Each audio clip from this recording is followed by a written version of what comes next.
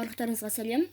Бүгін сіздерге қалай компьютер арқылы Инстаграмға фото шығаруға болатындығын көрсетемін. Барлықтарыңыз білесіздер, егер де біз браузерге instagram.com деп кіретін болсақ, Инстаграмның негізгі сайтына кіреміз.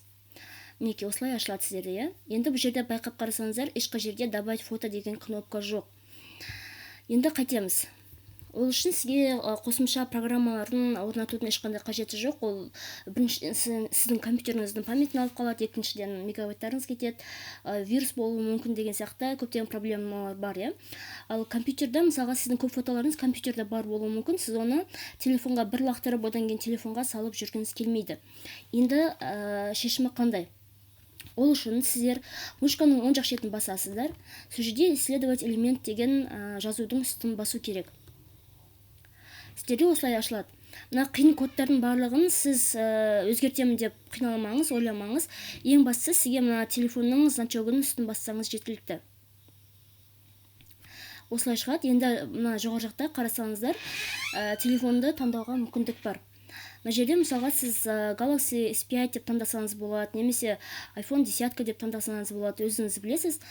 Мысалға біз iPhone 10 деп таңдадық, иә? Енді мына обновить деген кнопканы басамыз. Мінекей, осындай значок осылай шықты. Мына кәдімгідей сіздің компьютеріңізден телефоныңыз ашылып тұр. Енді мына X бассаңыз да болады, немесе тұра берсе де болады, в принципе, без разницы. Мына жердегі плюсті бассақ, ненің үстіндегі бағана телефоныңыздың экраныңыздағы плюсті бассақ, мына жерге кәдімгідей өзіңіздің бағанағы суреттеріңізді сала аласыз.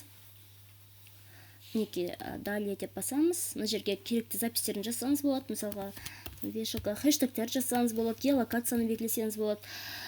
Сол секілді кез келген кәдімгідей телефондағы не жасасаңыз, тура соны жасай аласыз.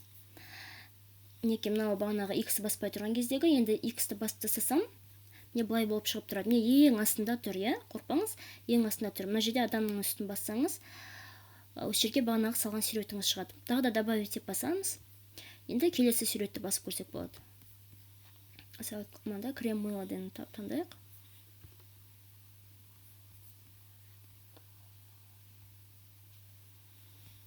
Мына жерге крем мыло.